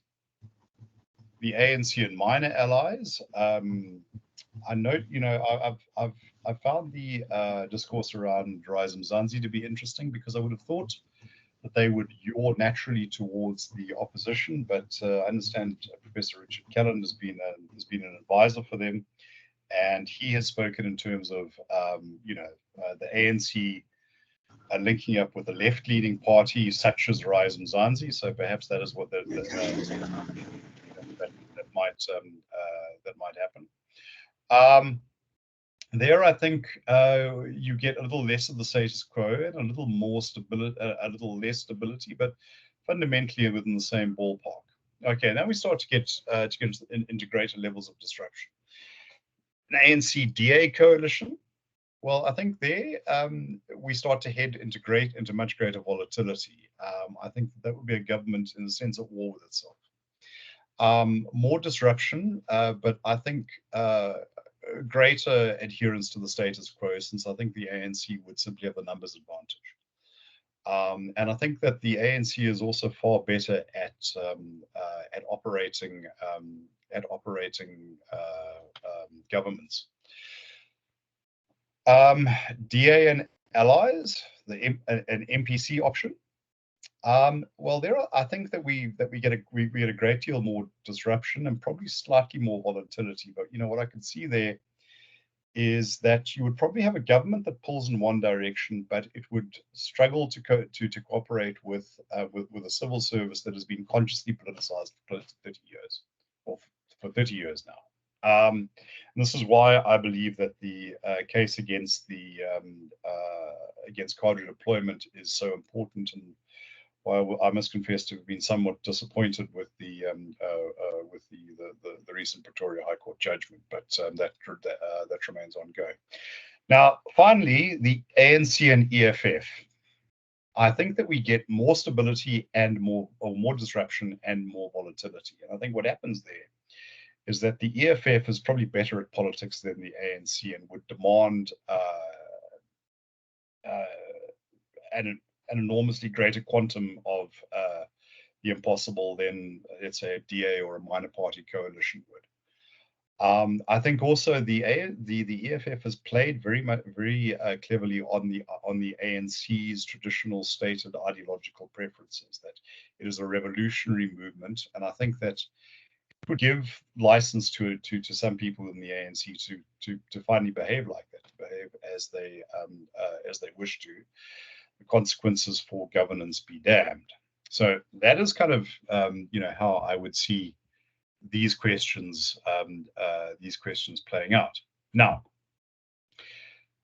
don't forget that South Africa is not also confronts a number of provincial contests. Those on the edges, KwaZulu-Natal and Gauteng, very likely to be in the game. Some polling does show something similar could be in the Free State, although I would say that that's a less obvious one. Nevertheless, Gauteng remains the country's economic heartland. I think that as a laboratory for reformist politics, it would be a favorable one. It will not be easy. We've seen, for instance, when the coalition ran Johannesburg, just how difficult that could be.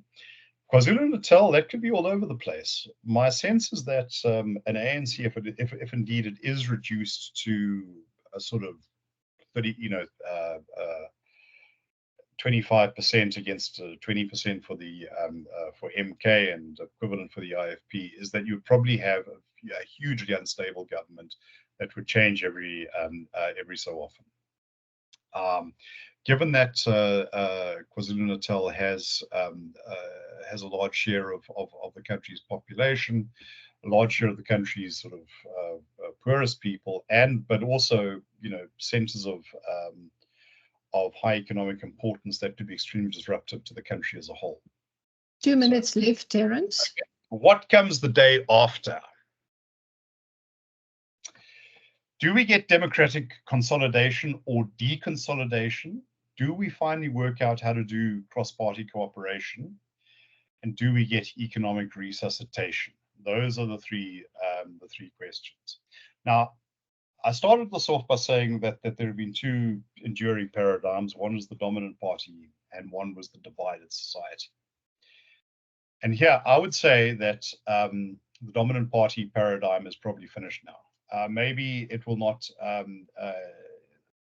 The ANC's rule will not be disrupted in this coming election, but I think the idea that it is a party without peer in South Africa is rapidly coming to an end. But I think the big question then is, can this be developed into overcoming the divided society paradigm? And that is why I pose those questions about democratic consolidation, about economic resuscitation, and about cross-party cooperation. Because I think that what is going to face South Africa in the coming decade is going to be how to realign a country that has been used to a particular mode of governance, a particular mode of politics, and I would also say a particular self-conception by the political actors within it.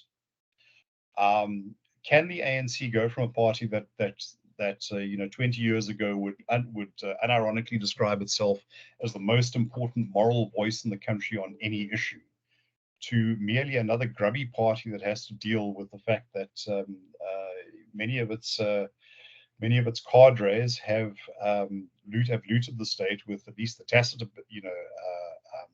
approval of its leadership, and that it needs to try and make amends and bring itself to some sort of high level of modernity. Are we going to be able to get that sort of 4, 5, 6, 7% growth rate, which we at the Institute have been talking about? What does this mean for the policy direction? I just recently listened to a talk by an Indian economist, and she said economic growth follows policy. We made the same point, and that is going to be what is going to preoccupy South Africa the day after. And so I say, will this be an earthquake? Probably not. Will this be a tremor? That's kind of where I'm expecting. And is this democratic tectonics? I think that we still have to get a good reading on the democratic Richter scale. And with that, I'm very open to questions, and I do wish to apologize for my technological ineptitude. I think I must get someone like Makone to explain this to me. With that, thank you very much. Thank you very much, Terence. If you can just Stop close your slides. Thank you very much. And then great, I have my 4 speakers back and I can see them. I must say I should commend Professor Hussein Solomon for the sequencing of these papers or presentations, because we started sort of broad but yet also specific, and then very specific, the 2 middle presentations in the last one, again also a bit forward looking and dealing with some of the possibilities. So colleagues, the floor is now open. We're going to spend another 15 or so odd minutes on questions, and I'm going to take questions with hands raised. So if you just want to raise your hand, I will check on the people and take it in the sequence as I see them. And then we can later go to the chat box. I'm old school. I like to hear people's voices when they pose a question. I sometimes think that the chat box is just too impersonal and too distant. So let's see. Any hands? Right. I see. Let me see. I recognize John Enders. Hope I pronounce it correctly. And then any other hands, so that I can just take 1 or 2 questions as a batch. Okay, not to waste any time. John, please tell us who you are, where you're from, and pose your question. Thank you. Thank you. My name is John Endres. I work with Terence and Makone at the IRR. And my question is for Terence, which is that I know that you've been working on democratic guardrails, and I wonder what your assessment is of the risk in South Africa that we lose our grip on democracy, and what might protect us from that happening. Thank you.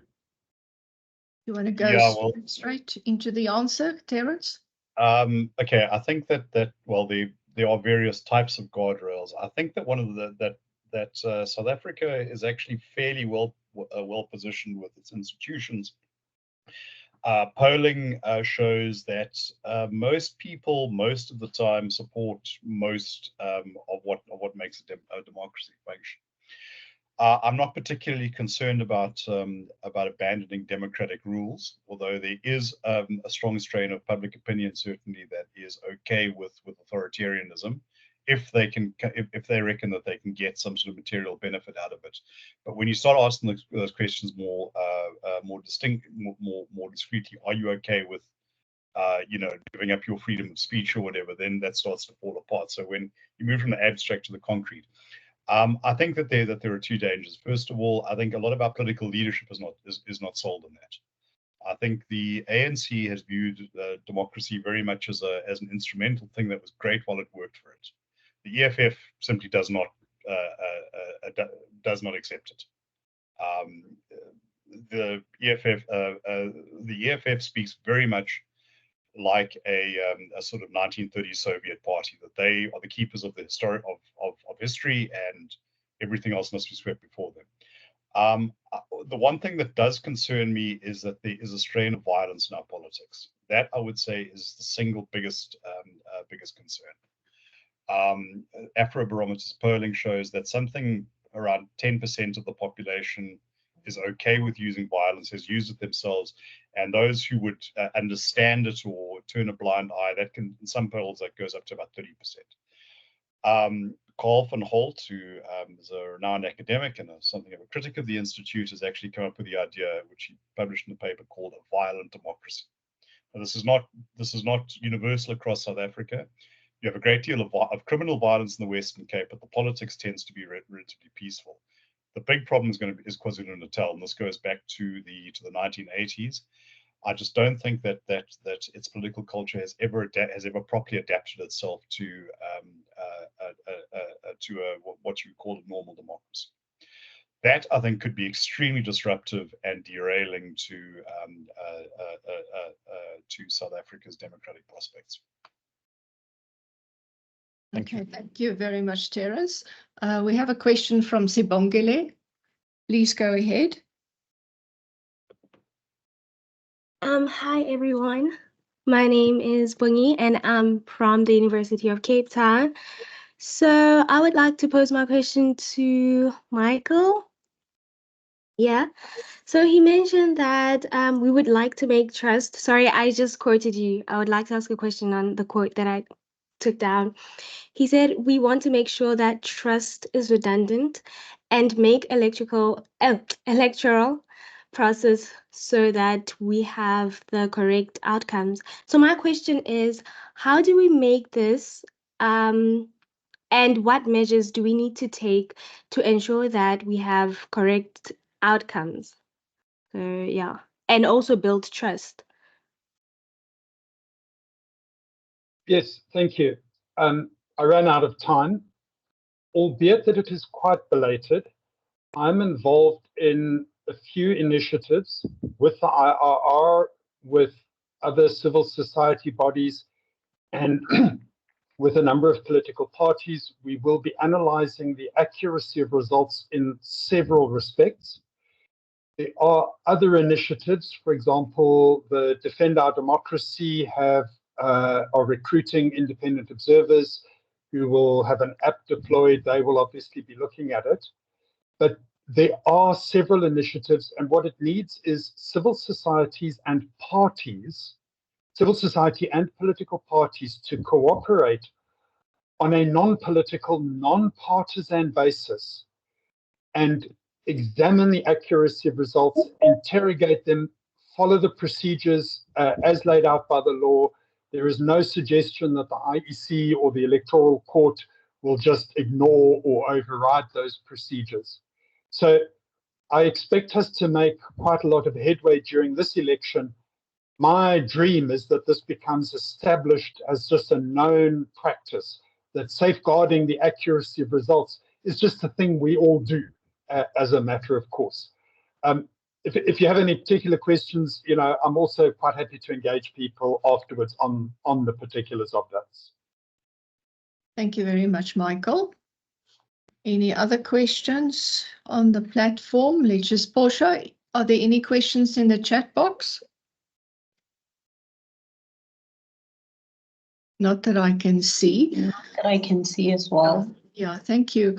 I may want to ask Michael on that topic of elections and on the day. What is the role that technology is going to play? I'm talking about technology and then also sufficient electricity. A while ago, we saw fancy devices being promoted to facilitate some of these processes. What is your take on that, please? Well, firstly, the IEC has eventually replaced their old zip machines. They have the tablets. In 2021, there were glitches in some areas, but those tablets are live, but they can work offline if need be. So they do a lot, and they have assisted a lot with voter registration. The accuracy of addresses and geolocation is improving, but the IEC has a way to go in that regard, but that is a long story. The use of mobile technologies, which can include an offline mode, allows for gathering of data from voting stations in real time. So it will be possible to some extent in this election and certainly in future elections to have a live map of things happening on the ground across the country. By collating data, we can actually do some analysis of the data rather than merely relying on reports. Oh, this box of ballot papers was discovered in that field with no follow-up. So there are initiatives underway. I wouldn't like to say too much at the moment, but we definitely will have a stronger focus and across the board of getting feedback from the ground, and this will increase as elections go by, which just let us see hotspots. It will, and I say this constructively, force the IEC to respond to information more openly and rapidly. A lot of people, when small parties complain that the results are not accurate, they get told by mid-level officials, oh, it doesn't change the outcome very much. And complaints have been discouraged. That's called an unofficial thing. It's not a policy of the IEC to ignore complaints. So simply real-time access to information and particularly real-time access during the counting process to discrepancies in the results will give us automatically a greater focus on those results. Whoever has seen a list of objections submitted by parties with the status of each objection? We've never seen it. Now that's something we should be having. There should be a dashboard. There were 317 objections submitted by parties. This is the status of each of those. That is what we will work towards. And it actually helps the IEC to do their work, and it will help people to trust the outcomes. Thank you. Thank you very much.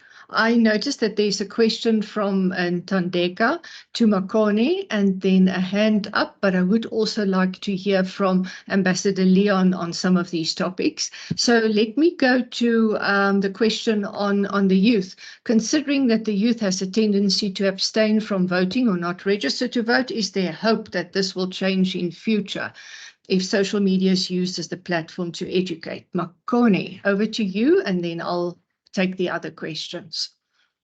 Thank you for your question, Tandeka, I think, or Tandi.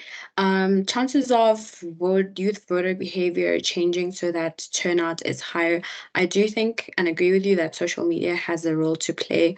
If you saw on one of those graphs that I indicated, youth engagement with news, youth was certainly more present in terms of relying on internet sources for where they collect their news and where they engage politically. So I definitely can see how social media has a role to play.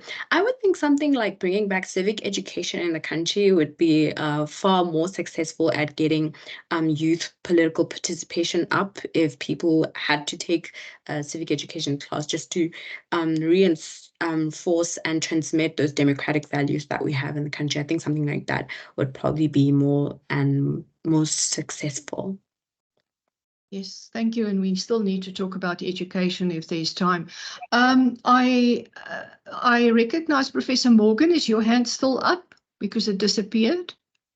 Yes, it is. I have a very short question. Thank you, Professor Hudson. I was listening to, so this question isn't directed to anyone in particular, mentioning the fact that the youth of South Africa is loath to vote, doesn't identify with the present parties. I would have thought that, you know, that we have such a plethora of parties that somewhere there should be someone. So could we then imagine what kind of a party, what kind of leaders should we have that the youth would be able to identify with? Because it's almost as though they're imagining a sort of an ideal party with ideal leaders, and maybe that doesn't exist, especially not in the in the modern world that we're living in. But seeing as you're much more knowledgeable, what kind of a new party, what kind of new leaders should there be to excite the youth to make them want to vote? Thank you, Professor Morgan. So yeah, I also thought that with the increase of political parties, I think we have about 900 political parties registered at the national level. But I don't think it's realistic to think that of those 900, the youth have engaged with even 10 of those political party manifestos. So I do think it still comes back down to political education. As far as the type of leader, I'm not sure that the current political parties speak directly to the youth. I think if you looked at some of the youth's priorities, a lot of emphasis was placed on jobs. I would like to hear political parties speak more about that. How do they intend to increase jobs and reduce the unemployment rates? I think for the youth specifically, it's at 60%. So 60% of our youth is unemployed, which is quite bizarre. But I'd like to see, I think, political parties address specifically youth concerns and youth priorities, which I personally haven't seen reflected even in the current political parties. Thank you.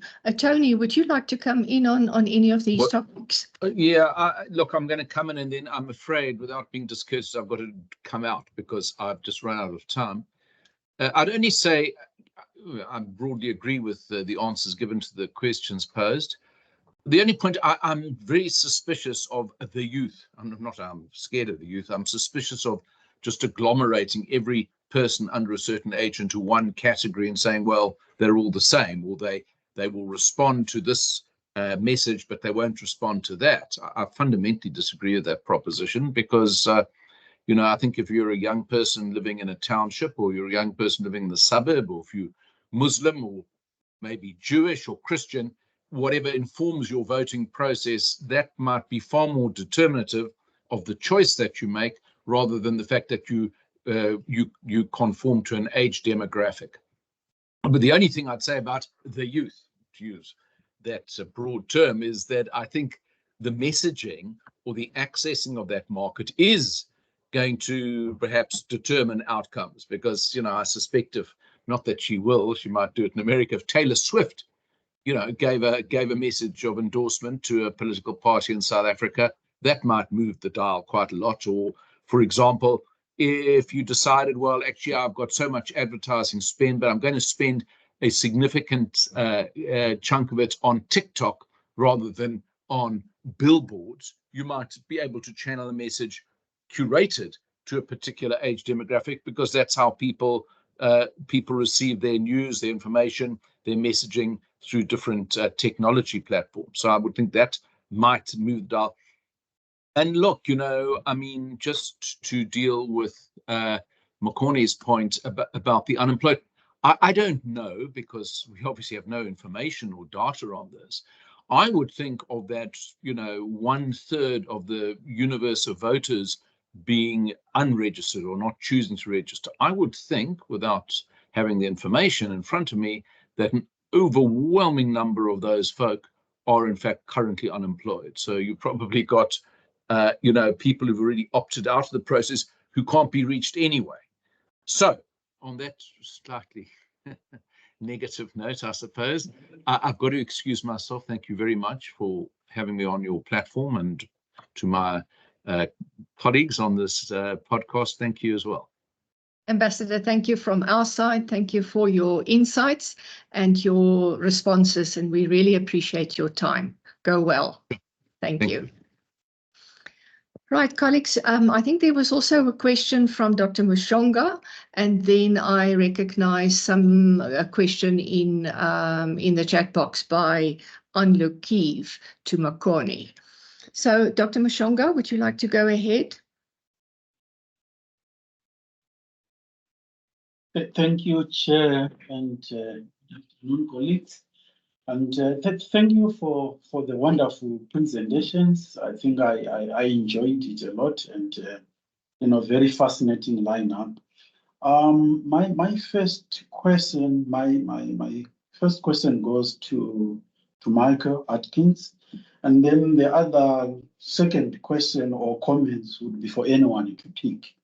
The first to Michael Atkins, you know, you talked of, you know, electoral rigging and electoral integrity and other stuff, and did indicate that probably at the moment we don't have any clear, you know, indication of any biases within the IEC.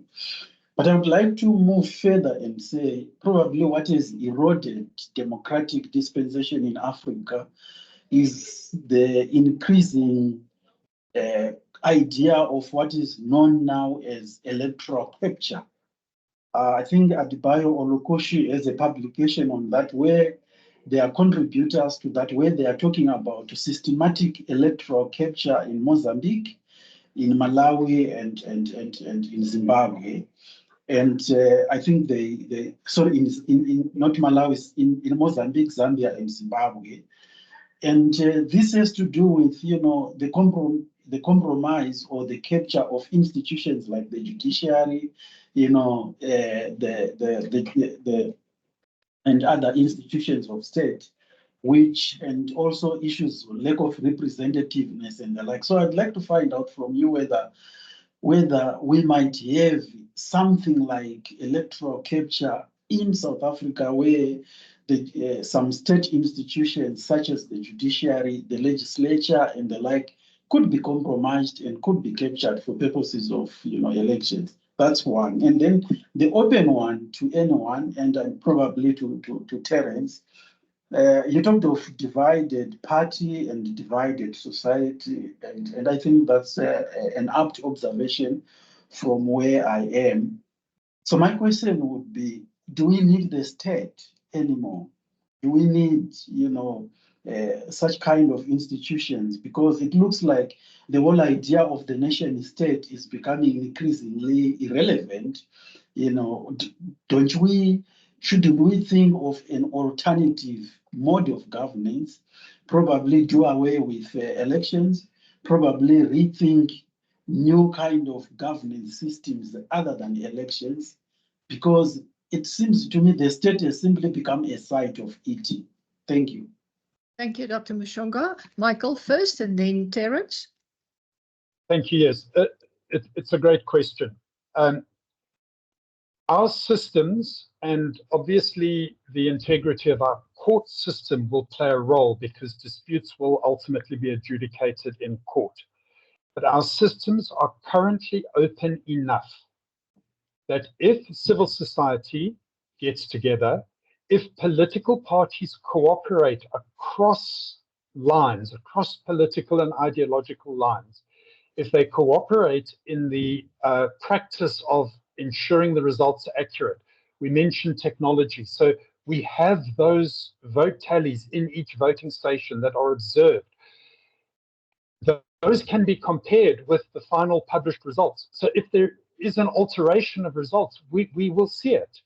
And this is my driving passion, is to use technology to take the data from the ground and ensure that it is just a ludicrous idea that the published results have actually been tampered with in the end. So I do not see that the capture of the institution will actually be such a relevant question. And that's what I meant by doing away with trust, because people will trust the process because it is so open. But this will still require a concerted effort and an ongoing effort. Thank you very much, Terence. Okay, well, that's a big question. Should we do away with the state? Okay, my sense of things is this: that sort of nothing lasts forever. I've got a particular interest in ancient Sumeria. That's why I have that interest is a different matter. But the point is that ancient Sumeria hasn't existed for 4,000 years. So nothing lasts forever, and different forms of governance come and go. I suppose my point is unless you're willing to risk anarchy and the sort of intrusion of the Hobbesian world, where life is nasty, brutish, and short, you need something, and this is kind of what we have. Look, I do think that what is sort of at an end is the idea that if this was ever viable, that the state is the sine qua non of society. And certainly looking at some of the documents the ANC was putting out 20 years ago, that was kind of their assumption. Or that the party would control the state and society would deploy its people, and everyone would march in lockstep. I just don't think that was ever possible in South Africa. South Africa is, in a way, it's too diverse, and I don't mean this in the sort of diversity consultant sense. It's a very fractious, disorderly society.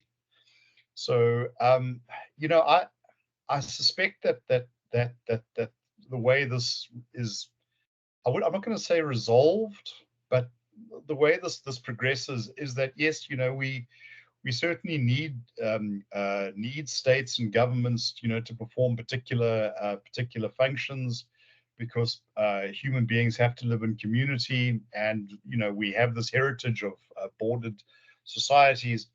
But I'm also a big proponent of decentralization. I think that a great deal more could be done in this country with functioning local government, and I think that's probably the single biggest bane to us. But also, I don't think there's anything wrong with communities or interest groups, however these may be defined. Sometimes in terms of religion, sometimes in terms of ethno-cultural identity. establishing their own institutions and managing those sort of affairs. I would say that for myself as a liberal Democrat, the only real stricture I put on this is it mustn't be coercive.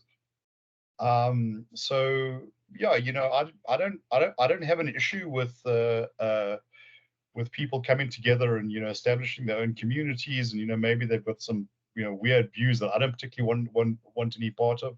But I do say, okay, well then the one thing is you have to have a wide open escape hatch, whereas someone feels uncomfortable, they must be able to leave.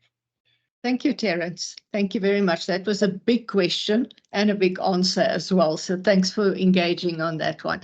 I'm going to close very soon. So there are 2 more questions, and I will not take, unfortunately, any more questions. But the one is on the expats, Makone, and maybe anyone else very briefly. And then I think possibly a question that relates to technology, social media, as well as the youth. So Makone, would you like to quickly respond to both these questions? Yes. So thank you, Anlu, for your question. About expats, I'm not sure that I didn't cover that at all in my presentation. So do you maybe just want to clarify what you meant by that? Anlu, are you still there?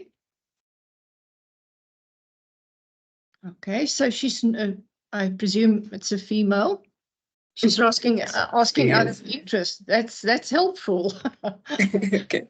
No, I haven't looked into expats. I can give reasons for the youth, reasons for abstention, but she did say she's asking rather out of interest. No, sorry, I haven't looked into expatriates and what their barriers for voting are.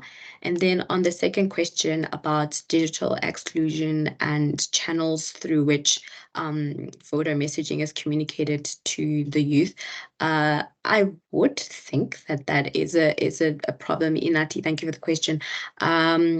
I did see that one poll indicated a breakdown in age category, various positions through which people access their news, and by and large, the youth certainly had phones, right? They had access to cell phones through which they would get their news. So I would think that as far as digital exclusion, it wouldn't be so much of a problem, at least not for the respondents who took part in the polls, most of which were in the metros. So perhaps in rural areas, that would certainly be a problem.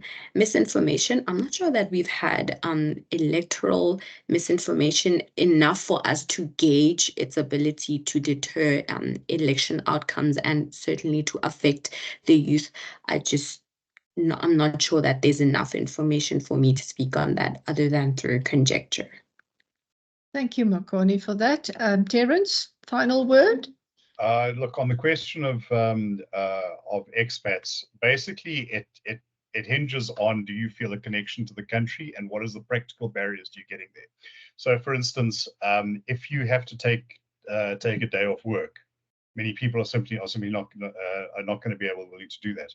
If it means an extensive trip, if you're living in Brownsville, Texas, and you have to go to the consulate in Los Angeles or whatever, you're not going to do that. It's just not practical. I think also my own experience, because actually the first time I cast a vote was in a foreign mission. It's a logistical thing to do, and I was out of the country for a very defined period. What you have now with the sort of long-term migration, I don't know how many people I know who've moved abroad because they're going to earn some pounds and come back later, but 5 years later, is that how they're still thinking? They still register their kids as South African at the embassy, but they make sure they get the local passport. I just don't think that they have that sort of connection with the political process. I do know that the first time South Africans were allowed to vote abroad, I think it was 2016. My late brother, who lived in Taiwan, voted at the Taipei liaison office in Taiwan. Apparently, 84 South Africans voted. I guarantee you, the South African population of Taipei, and Taipei is not a particularly big space, area, so spatially, relatively easy. You're talking probably 10,000 people could have. Okay, thank you. Final word from you, Michael, if any. I'm certainly looking forward to this election in terms of the sort of projects we have and the cooperation that we have. I think we will see some interesting developments, and I am very much looking forward to objectively resolving any of the questions around the accuracy and hoping that we can counter those spurious claims. This is a long-term process from my perspective. Thank you very much. Any other comments from the panel? Nothing from Makone. Terence, you've said your piece. So then it leaves me just to thank you very much for your time, for sharing your expertise, for your very, very insightful presentations, and also the openness and frankness with which you answered these questions. So this was a great session. Also, thanks to the audience participation. Thank you to those 27 people who stayed the full all the way. And I suppose there's another one on elections coming soon, but I will check with Professor Hussein Solomon, and he's got your details. You are probably on the mailing list. And then lastly, I just want to say thank you to our partners, our collaborators for this event, the Institute for Race Relations. It was great working with you on this webinar, and I'm sure we will do more of this in future. So thank you, everyone. Take care. Have a good afternoon. Bye. Bye-bye.